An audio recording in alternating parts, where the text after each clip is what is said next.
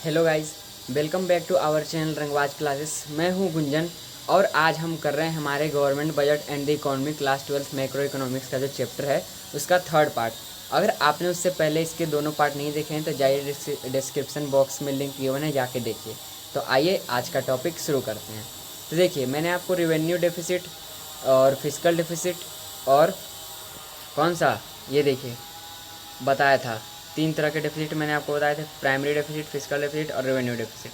ठीक है, तो अब रेवेन्यू डेफिसिट का इम्प्लीकेशन क्या होता है। जब रेवेन्यू डेफिसिट होता है तो इम्प्लीकेशन, इसका प्रभाव क्या पड़ता है। देखिए, इसका मतलब क्या होता है पहले जानते हैं। रेवेन्यू डेफिसिट इम्प्लीकेशन क्या पड़ता है हमारी इकोनॉमी पे। देखिए, it indicates the shortage of government saving for recurring expenditure. इसका मतलब ये है कि जो आने वाले गवर्नमेंट के खर्चे हैं जो हमारे इकोनॉमी के लिए, जो हमारे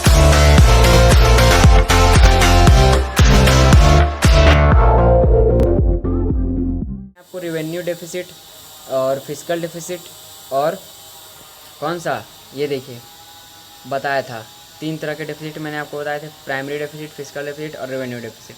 ठीक है, तो अब रेवेन्यू डेफिसिट का इम्प्लीकेशन क्या होता है। जब रेवेन्यू डेफिसिट होता है तो इम्प्लीकेशन, इसका प्रभाव क्या पड़ता है। देखिए, इसका मतलब क्या होता है पहले जानते हैं। रेवेन्यू डेफिसिट इम्प्लीकेशन क्या पड़ता है हमारी इकोनॉमी पे। देखिए, it indicates the shortage of government saving for recurring expenditure. इसका मतलब ये है कि जो आने वाले गवर्नमेंट के खर्चे हैं जो हमारे इकोनॉमी के लिए, जो हमारी कंट्री के लिए, उसका गवर्नमेंट के पास शॉर्टेज है, सेविंग नहीं है गवर्नमेंट के पास। दूसरा, गवर्नमेंट जो है उसको जो ये डेफिसिट हुआ है, जो नुकसान हुआ है, वो उसको कैपिटल रिसीट से मेकअप करना पड़ता है। कैसे कैपिटल रिसीट से मेकअप करेगा? बोरोविंग या फिर डिसइन्वेस्टमेंट के जरिए। थर्ड, देखिए, ये रेवेन्यू डेफिसिट ये भी इंडिकेट करता है कि गवर्नमेंट जो है वो अपने सेविंग का यूज कर रही है। मतलब सेविंग जो उसने दूसरे सेक्टर से लिया है, दूसरे सेक्टर की सेविंग का यूज कर रही है अपने एक्सपेंडिचर करने के लिए। ठीक है, अब फिजिकल डेफिसिट के इम्प्लीकेशन की बात करते हैं। तो देखिए, इसमें आता है ट्रैप। तो देखिए, डेट ट्रैप क्या होता है। डेट ट्रैप का मतलब है कि गवर्नमेंट जब पुराने लोन को चुकाने के लिए नया लोन लेती है तो वो डेट ट्रैप में फंस जाती है। समझ गए? पुराने लोन को चुकाने के लिए और ज़्यादा लोन लेती है और ऐसे ही ये सर्कल चलता रहता है, तो गवर्नमेंट जो है वो डेट ट्रैप में फंस जाती है। ठीक है दोस्तों, जो पीछे शोर आ रहा है उसके लिए मैं माफ़ी चाहूँगा भाई, तोड़ फोड़ इन्होंने फिर से मचाना शुरू कर दिया। सेकेंड है इन्फ्लेशन। इन्फ्लेशन का मतलब तो आपको पता ही होगा। इन्फ्लेशन का मतलब होता है महंगाई। जब ज़्यादा हो जाता है, फिजिकल डेफिसिट जब होता है हमारा, जो हर साल का जो डेफिसिट हो जाता है ज़्यादा फिजिकल डेफिसिट, तो उसका हमारी कंट्री में इन्फ्लेशन बढ़ जाता है, महंगाई बढ़ जाती हैं, चीज़ें महंगी हो जाती हैं। थर्ड है फॉरेन डिपेंडेंस। हम बाहर के देशों पे डिपेंडेंट हो जाते हैं कि कोई हमारी मदद करेगा, हम वहाँ से आईएमएफ या फिर वर्ल्ड बैंक से या फिर किसी देश से सहायता मांगेंगे। समझ गए? हमारी डिपेंडेंसी बढ़ जाती है। अब बात करते हैं कि प्राइमरी डेफिसिट के इम्प्लीकेशंस क्या क्या पड़ते हैं। तो देखिए, it includes how much of the government borrowing are going to meet expenses other than interest payment. इसका मतलब ये हुआ कि जितना भी गवर्नमेंट ने बोरोइंग लिया है, मतलब जितना भी उसने लिया है बोरोइंग, और जो उसको एक्सपेंसेस करने हैं, मतलब जो जितना उसने पैसा उधार लिया है, ठीक है, जितना उसने खर्च किया है, मतलब जितना वो खर्च करने वाला है अपने एक्सपेंसेस, किसी एक्सपेंडिचर, उस पे जो बोरोइंग लिया है उसमें से जब हम इंटरेस्ट माइनस कर देते हैं, इंटरेस्ट पेमेंट जो भी बोरोइंग पे लगा है, उधार पे, लोन पे, तब निकल के आता है हमारा प्राइमरी डेफिसिट होता है। ठीक है, इसमें आता है देखिए लो और जीरो प्राइमरी डेफिसिट।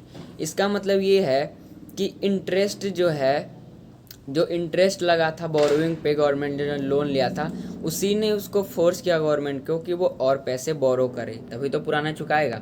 अब देखिए, मैंने आपको पढ़ाया था capital receipt, revenue receipt, capital expenditure, revenue expenditure. तो पता तो करे ये होता क्या है, इसको कैसे पता करते हैं। तो देखिए, लोन फ्रॉम वर्ल्ड बैंक, ये क्या होगा। आपने लोन लिया तो आपका एसेट रिड्यूस हो गया और लायबिलिटी जनरेट हो गया, क्रिएट हो गया, इसको बोलते हैं कैपिटल रिसीट। क्योंकि देखिए, गवर्नमेंट के लिए इसने लायबिलिटी को क्रिएट कर दिया। ठीक है, मैंने आपको बहुत ही अच्छे से समझा रखा है। ठीक है, जाके देखिए। और दोस्तों, अगर वीडियो अच्छा लग रहा होगा तो अपने दोस्तों के साथ शेयर कीजिए और हमारे चैनल रंगबाज क्लासेस को सब्सक्राइब करके नोटिफिकेशन बेल को ऑल पे प्रेस कर दीजिए, ताकि न्यू वीडियोज़ की नोटिफिकेशन आप तक आती रहे। ठीक है, सेकंड बात करते हैं कॉर्पोरेशन टैक्स, या फिर इसी को बोलते हैं income tax received by government. देखिए, ये रिवेन्यू रिसिप्ट है, क्योंकि ना तो ये कोई लायबिलिटी क्रिएट करती है और ना ही कोई गवर्नमेंट की एसेट को रिड्यूस करती है। कॉर्पोरेशन टैक्स ये तो आपको देना ही देना है। थर्ड है grants received from world bank. देखिए ये भी रेवेन्यू रिसीट है, क्योंकि ना तो कोई लाइबिलिटी क्रिएट कर रही है और ना ही गवर्नमेंट का एसेट कोई रिड्यूस कर रही है। फोर्थ है profits of public sector undertaking, मतलब गवर्नमेंट के अंदर जो पीएसयू होता है, पब्लिक सेक्टर अंडरटेकिंग्स, उसमें जो प्रॉफिट होता है उसको, तो देखिए रेवेन्यू रिसीट है। फिर से वही बात, ना तो कोई लाइबिलिटी क्रिएट कर रही है, ना ही कोई गवर्नमेंट का एसेट रिड्यूस कर रही है, ठीक है, उसको तो प्रॉफिट मिल रहा है ना, डेली बेसिस पे मिलता है। अब फिफ्थ है sale of a public sector undertaking, sale of PSU और receipt from sale of shares of public sector undertaking, ये जो है, या फिर इसी को बोलते हैं डिसइन्वेस्टमेंट। देखिए एक कैपिटल रिसीट है, क्योंकि इसने गवर्नमेंट के एसेट को रिड्यूस कर दिया, पीएसयू वो बेचेगा पब्लिक सेक्टर अंडरटेकिंग्स, तो उसको संपत्ति ही तो रिड्यूस होगी, घटेंगे। सिक्स्थ है foreign add against earthquake victims. देखिए ये रेवेन्यू रिसीट है, इसका मतलब ये हुआ कि इसने ना तो लाइबिलिटी क्रिएट की और ना ही गवर्नमेंट का कोई एसेट रिड्यूस करा। अब देखिए dividends on investment made by government, government में जो डिविडेंड पे इन्वेस्टमेंट मेड किया है, बनाया है, तो ये रेवेन्यू रिसीट है। फिर से वही बात, ना तो लाइबिलिटी क्रिएट कर रहा है और ना ही गवर्नमेंट का कोई एसेट रिड्यूस कर रहा है। बोरोइंग्स फ्रॉम पब्लिक, ये देखिए पब्लिक से गवर्नमेंट ने उधार लिया है, तो ये क्या हुआ, कैपिटल रिसीट हुआ, क्योंकि इसने लाइबिलिटी क्रिएट कर दिया है गवर्नमेंट के लिए, ठीक है। 9 है fees of government college, it is a revenue receipt as it neither create any liability nor reduces any asset of government. ये पता है देना ही देना है, ना तो कोई लाइबिलिटी क्रिएट कर रहा है और ना ही गवर्नमेंट का कोई एसेट रिड्यूस कर रहा है। रिकवरी ऑफ लोन्स, ये कैपिटल रिसीट है, क्योंकि गवर्नमेंट का एसेट को इसने रिड्यूस किया है, आपको लोन रिकवर करना है, ठीक है। 11 है interest received on loans, loan पे जो भी आपने इंटरेस्ट रिसीव्ड किया है, यह है रेवेन्यू रिसीट, क्योंकि ना ही तो लाइबिलिटी क्रिएट करता है और ना ही गवर्नमेंट का कोई एसेट रिड्यूस करता है, ठीक है। जो भी ना समझ में आ रहा हो आपको कमेंट बॉक्स में बताइए, मैं आपको फिर से समझाऊंगा, ठीक है। अब 12th आता है टैक्स रिसीट्स। देखिए यह है रेवेन्यू रिसीट, टैक्स रिसीट जो है वो एक रेवेन्यू रिसीट है, क्योंकि ना तो कोई लाइबिलिटी क्रिएट कर रहा है और ना ही कोई गवर्नमेंट का एसेट रिड्यूस कर रहा है। अब बात करते हैं, वो तो हो गया देखिए कैपिटल रिसीट और रेवेन्यू रिसीट। अब बात करते हैं कैपिटल एक्सपेंडिचर और रेवेन्यू एक्सपेंडिचर। देखिए पहला है सब्सिडीज़। आप बताइए सब्सिडीज़ क्या होता है, जो गवर्नमेंट छूट देती है किसी चीज़ पे, तो ये रेवेन्यू एक्सपेंडिचर होगा ना, क्योंकि ना तो ये कोई एसेट क्रिएट कर रहा है और ना ही कोई लाइबिलिटी रिड्यूस कर रहा है गवर्नमेंट का। Second hand defence capital equipments purchase from Germany, Germany से गवर्नमेंट ने डिफेंस इक्विपमेंट परचेज किया है, खरीदा है, तो क्या हुआ, इसमें कैपिटल एक्सपेंडिचर हुआ, क्योंकि इसने एसेट जो है गवर्नमेंट का वो इंक्रीज कर दिया है। थर्ड है grants given to state government, state government को गवर्नमेंट ने ग्रांट दिया है, तो ये रेवेन्यू एक्सपेंडिचर हो गया, क्योंकि ना तो ये कोई एसेट क्रिएट कर रहा है और ना ही लाइबिलिटी रिड्यूस कर रहा है गवर्नमेंट का। कंस्ट्रक्शन ऑफ स्कूल बिल्डिंग्स, ये होगा कैपिटल एक्सपेंडिचर, क्योंकि एसेट इंक्रीज हो रहा है गवर्नमेंट का, संपत्ति इंक्रीज हो रही है, कुछ बनाया है उसने। फिफ्थ है expenditure incurred on administrative and defence services, ये रेवेन्यू एक्सपेंडिचर होगा, क्योंकि ना ही तो ये कोई एसेट क्रिएट कर रहा है और ना ही गवर्नमेंट का कोई लाइबिलिटी रिड्यूस कर रहा है। Repayment of loans, it is a capital expenditure, repayment of loan मतलब आपने लोन लिया और आप पैसा वापस दे रहे हैं, तो ये क्या हुआ, लाइबिलिटी रिड्यूस कर रही है गवर्नमेंट का, इसलिए होगा कैपिटल एक्सपेंडिचर। सेवेंथ है expenditure on building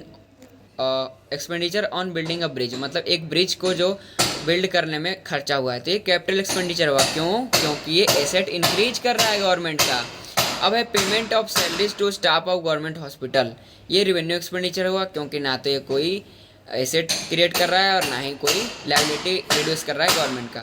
purchase of 20 cranes for the construction of flyovers, flyover के कंस्ट्रक्शन के लिए 20 क्रेन परचेज किया जा रहा है, तो एक कैपिटल एक्सपेंडिचर हुआ, क्योंकि ये एसेट इंक्रीज कर रहा है गवर्नमेंट का। Amount borrowed from USA repaid, मतलब यूएसए में जो पैसा हमने दे दिया था उसको अमाउंट को बोरो करना, तो ये कैपिटल एक्सपेंडिचर होगा, क्योंकि ये लाइबिलिटी रिड्यूस कर रहा है गवर्नमेंट का। Expenditure on collection of taxes, ये देखिए रेवेन्यू एक्सपेंडिचर होगा, क्योंकि ना तो कोई एसेट क्रिएट कर रहा है और ना ही कोई लाइबिलिटी रिड्यूस कर रहा है गवर्नमेंट की। एक्सपेंडिचर ऑन परचेजिंग कंप्यूटर, ये कैपिटल एक्सपेंडिचर हुआ, क्योंकि एसेट इंक्रीज हो रही है इसमें।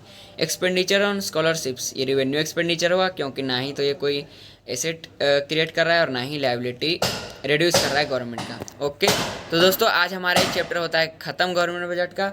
नेक्स्ट क्लास में मैं आपको नेक्स्ट चैप्टर करवाऊंगा, फिर मिलता हूँ नेक्स्ट वीडियो में, तब तक के